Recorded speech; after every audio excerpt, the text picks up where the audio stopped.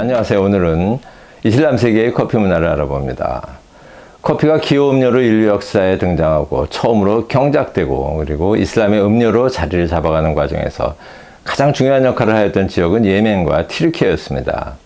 이들 지역에서 커피는 접대의 상징이고 우정과 공감의 상징이었습니다. 커피의 대명사 모카항이 있는 예멘, 유럽으로 커피를 전한 나라 튀르키예가 있는 이슬람 문화권의 요즘 커피 문화는 과연 어떤 모습일까요? 반복되는 내전과 이로 인한 대규모 난민 사태가 보여주듯이 중동 지역 정세의 불안정이 아주 오래 지속되어 왔습니다. 이로 인해 20세기 후반 세계적으로 나타난 커피 소비의 폭발적 증가에도 불구하고 커피 생산과 소비의 출발점이었던 중동 지역은 다른 어떤 지역보다도 커피 소비가 적었습니다. 인스턴트 커피가 지배하던 커피 제1의 물결, 스타벅스가 지배하던 제2의 물결이 닿지 않았다고 느껴질 정도로 20세기 내내 중동 지역을 지배하는 음료는 차였습니다. 그러던 것이 21세기 들어 스페셜티 커피에 대한 관심의 확대와 함께 변화의 조짐이 나타나기 시작하였습니다. 중동 지역 커피 생산지는 과거나 현재나 예멘이 유일합니다. 예멘에서 커피는 수백 년 전과 마찬가지로 대규모 농장보다는 소규모 농가 단위로 경작되고 있습니다. 비료나 농약을 거의 사용하지 않기 때문에 대부분 유기농 커피로 분류할 수 있죠. 봄과 가을 두 차례 수확한 커피를 전통적이고 자연 친화적인 건식법을 이용해 가공합니다. 즉, 물로 세척하지 않고 햇볕에 말려 과육을 제거하는 방식입니다. 2020년 국제커피협회 ICO 통계에 의하면 예멘의 총 생산량은 연 6,000톤 정도로 추정됩니다. 세계 커피 생산량의 0.1%에도 못 미치는 수준입니다. 대부분 자연 경작되고 수확과 가공이 수작업으로 이루어져 생두의 모양이 일정하지도 않습니다. 로스팅 후에도 원두의 색깔이 균일하지 않습니다.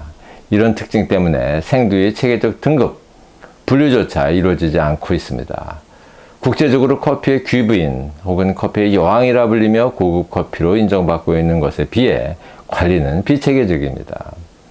예멘이 역사적으로 이슬람 문화권에서 커피 생산을 대표하는 나라였다면 커피 소비를 대표하던 나라는 튀르키예입니다.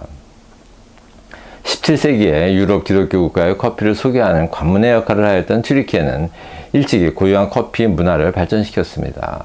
볶은 커피 원두를 아주 곱게 간 후 물과 적당량의 설탕을 섞습니다.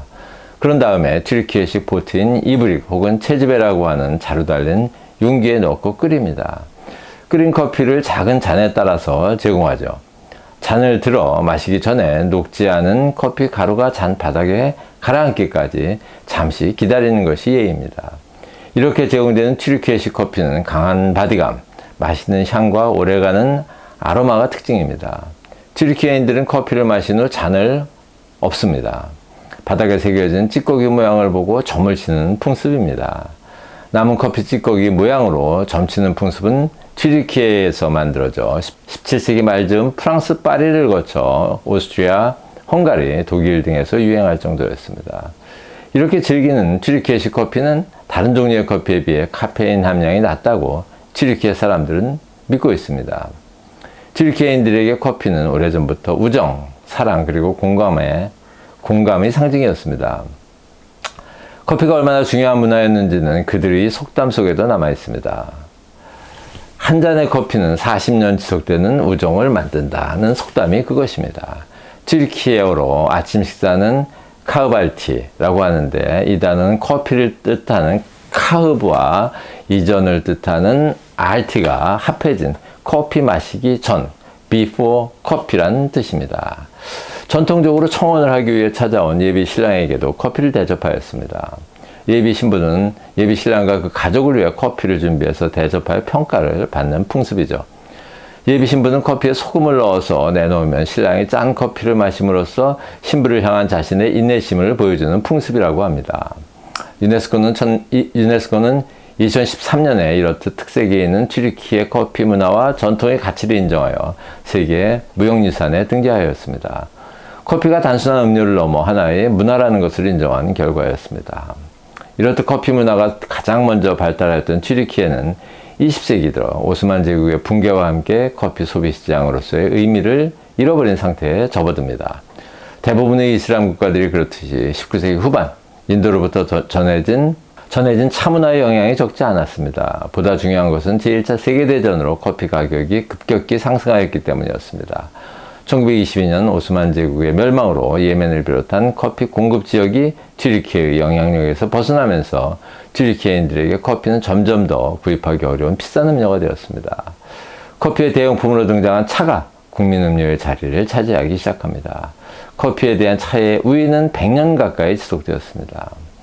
현재 차 소비량 순위에서는 세계 5위, 국민 1인당 차 소비량 순위에서는 세계 6위를 차지할 정도로 튀르키예에서는 차가 국민 음료의 위치를 차지하고 있습니다.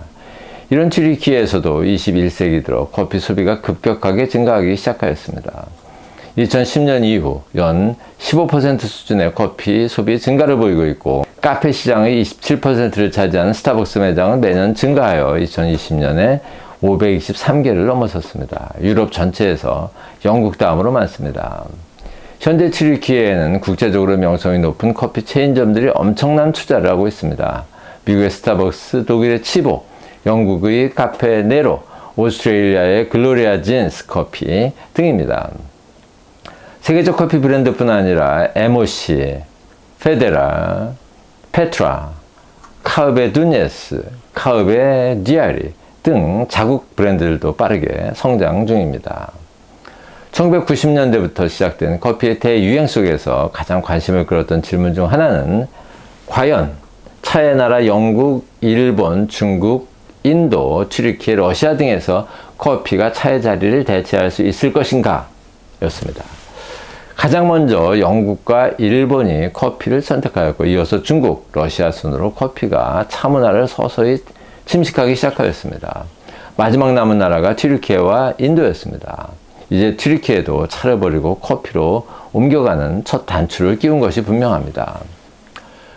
오스만 튀르키예 커피의 영향을 받은 이슬람 지역의 커피 소비 문화에는 공통점이 있습니다. 볶은 커피를 작은 용기에 물과 함께 넣고 끓입니다. 설탕을 넣어서 약한 불에 올려 거품이 생기게 합니다. 이렇게 만든 커피를 손잡이가 없는 작은 잔에 따라서 마십니다. 매우 뜨겁기 때문에 컵에 적은 양을 따라주는 것이 보통입니다. 다 마시면 또 따라주기를 반복하죠. 한 번에 많이 따르면 컵이 뜨거워서 잡을 수가 없기 때문입니다. 커피의 쓴맛이 싫으면 함께 제공되는 말린 과일이나 너트 등과 함께 즐겨야 합니다. 나라에 따라 다르지만 대부분 커피를 내릴 때는 샤프란, 시네몬, 카다멈, 클로브 등 향신료를 조금씩 넣습니다. 물론 나라에 따라 약간의 차이가 있기도 합니다. 예컨대 이집트에서는 보통 커피에 얼굴, 페이스라고 표현하는 거품층이 있는 것을 매우 중시합니다. 커피가 바로 만들어졌다는 것을 보여주는 것이죠. 반면에 레바논 커피에는 거품이 없고 양도 조금 많습니다. 양은 많지만 아메리카노보다는 진한 편입니다. 이슬람권에서 커피 소비는 15세기에서 19세기까지 홍해 주변과 오스만 튀르키예를 중심으로 이루어졌습니다. 그런데 21세기 현재 중동 커피 소비의 중심은 페르시아만 주변으로 바뀌었습니다. 아랍에미레이트, 사우디아라비아, 쿠웨이트 등입니다. 1999년에 중동 지역에서 처음으로 스타벅스가 문을 연 것도 아랍에미레이트의 두바이였습니다. 스타벅스로 상징되는 제2의 물결을 지나 스페셜티 커피 중심의 제3의 커피 물결이 가장 활발하게 일어나고 있는 것 또한 두바이를 포함한 아랍에미레이트입니다. 아랍에미레이트의 커피 시장은 매년 두 자릿수 수준으로 폭발적인 성장을 보이고 있습니다. 메카를 품고 있는 사우디아라비아에서도 커피는 손님 접대의 상징입니다. 결혼 등 모든 행사에서 커피 대접은 기본입니다. 커피는 작은 잔에 아주 조금씩, 보통 3분의 1 이하 정도 제공되는 것이 격식입니다.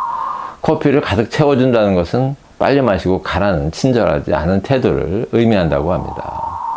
사우디아라비아의 커피 시장 또한 연 10% 내외의 성장세를 나타내고 있습니다. 2019년 12월 제2차 중동 커피회의가 제6차 국제 커피 초콜릿 박람회와 함께 사우디아라비아의 수도 리야드에서 열렸고, 여기에는 9만 명이 참석하였습니다.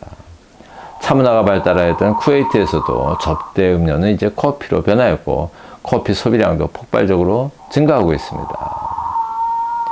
이를 페르시아만 지역의 커피 문화를 주도하고 있는 것은 이른바 밀레니엄 세대 혹은 G세대라고 불리는 1990년대 중반 이후 출생한 사람들입니다. 이들은 생활의 독창성을 추구하고 미학적으로 돋보이기를 추구하는 경향이 두드러지는데 음료나 음식을 선택하고 소비하는 데서도 그런 특징을 드러냅니다. 누구나 갈 수 있는 곳에서 누구나 마실 수 있는 커피보다는 나만이 즐길 수 있는 그림 같은 공간에서 나만을 위해 만들어진 특별한 커피의 맛을 즐기는 것입니다. 이들이 유행시키는 공간이 바로 스페셜티 커피를 제공하는 작은 커피숍, 이른바 부티크 커피숍입니다. 두바이에 있는 알케미나 매드 테일러스가 바로 그런 곳이죠. 작은 수영장과 식물원 또는 미술관에서 스페셜티 커피를 즐기는 곳입니다. 커피와 함께 제공되는 사이드 메뉴의 독창성도 이들 작은 커피숍들이 추구하는 새로운 문화입니다. 현재 중동 지역에서 거래되는 커피의 양은 연 27만 내지 30만 톤 정도로 추정됩니다.